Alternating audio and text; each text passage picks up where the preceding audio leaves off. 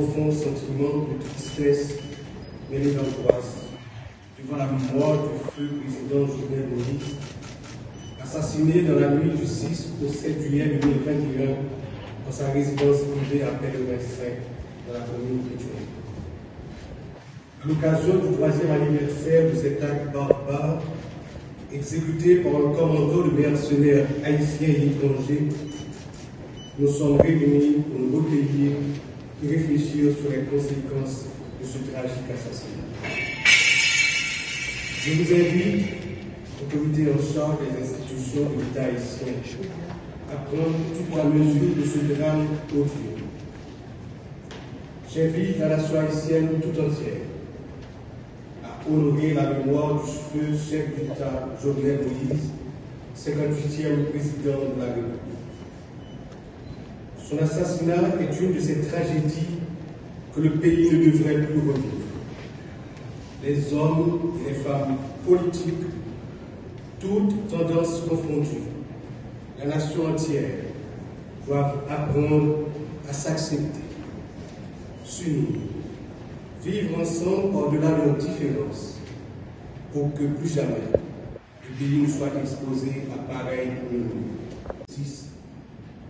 Quel autre citoyen lambda, quel ministre, premier ministre ou même président de la République sera à l'abri d'une pareille menace? Personne. Vraiment personne.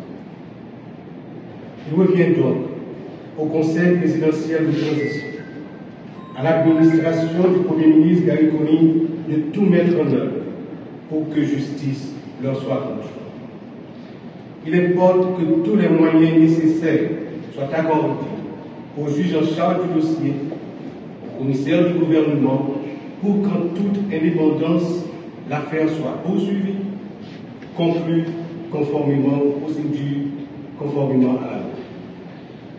Mesdames, Messieurs, l'assassinat du président Moïse a davantage amplifié la crise politique que confronte le pays depuis plus de 5 ans. Suite à cet acte immonde, le pays a expérimenté la violence sous toutes ses formes.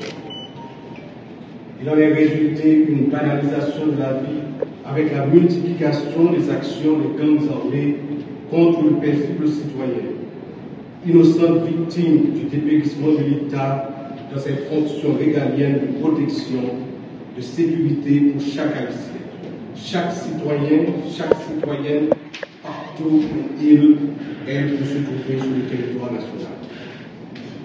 L'administration du Premier ministre Gary Conille, sous la présidence du Conseil de transition, se doit de rétablir l'autorité de l'État, redonner à chaque citoyen, chaque citoyenne, comme aux étrangers qui nous visiteront, l'exercice plein et entier de son droit de vivre en toute quiétude, de circuler librement partout à travers le pays, et d'aspirer au lendemain ensoleillé de la très chère Haïti de nos rêves.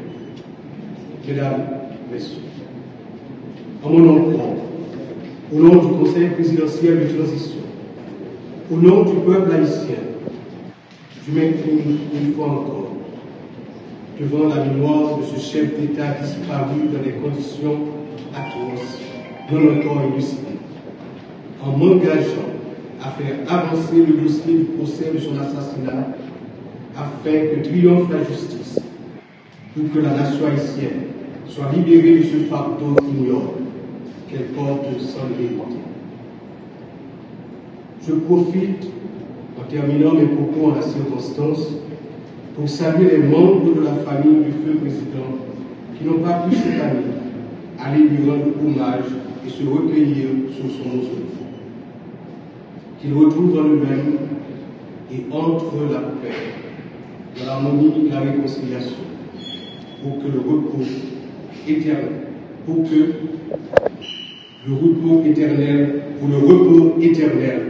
de l'âme du défunt. Merci. La mort n'est pas un déni de la sacralité de l'être humain.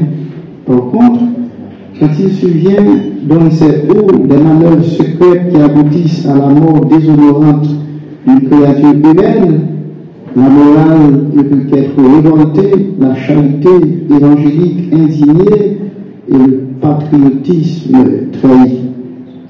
Et la parole de Dieu, dans une telle circonstance, ne peut pas se taire. Il est dit au début de notre première lecture, en Philippiens 3, qu'on a lu tout à l'heure, nous sommes citoyens des cieux. La politique veut que nous soyons citoyens de la terre. Le cosmopolitisme veut que nous soyons citoyens du monde. Et la religion, de son côté, veut que nous soyons citoyens des cieux. En effet, à la lumière de l'Écriture, nous rendons à l'évidence que notre cité ici-bas n'est pas définitive. Nous sommes tendus vers la cité future, la cité céleste et éternelle. Le monde, mes frères et sœurs, passe avec ses vanités, ses folies et ses rêves. Mais l'homme sage cherche à saisir l'éternité dans la temporalité des choses. Chapitre 5, le verset 1 à 12. Quand Jésus vit toute la foule qui le suivait, il gravit la montagne. Il s'assit et ses disciples s'approchèrent. Alors, ouvrant la bouche, il se mit à les instruire. Il disait, « Heureux les pauvres de cœur, le royaume des cieux est à eux. Heureux les doux, ils obtiendront la terre promise. Heureux ceux qui pleurent, ils seront consolés. Heureux ceux qui ont faim et soif de la justice, ils seront rassasiés. Heureux les miséricordieux, ils obtiendront miséricorde. Heureux les cœurs purs, ils verront Dieu. Heureux les artisans de paix, ils seront appelés fils de Dieu. Heureux ceux qui sont persécutés pour la justice, le royaume des cieux est à eux. Heureux serez-vous si l'on vous insulte, si l'on vous persécute, et si l'on dit faussement toutes sortes de mal contre vous à cause de moi. Réjouissez-vous, soyez dans l'allégresse, car votre récompense sera grande dans les cieux. Acclamons la parole de Dieu. Louange à toi, Seigneur Jésus. De la lettre de Saint Paul apôtre aux Philippiens. Frères, nous sommes citoyens des cieux, c'est-à-dire que nous attendons comme sauveur le Seigneur Jésus-Christ. Lui qui transformera le pauvre corps à l'image de son corps glorieux, avec la puissance qui le rend capable aussi de tout devenir. Ainsi, mes frères bien-aimés, que je désire tant de voir vous, ma joie et ma récompense. Tenez bon dans le Seigneur, mes bien-aimés. Parole du Seigneur, grâce à Dieu.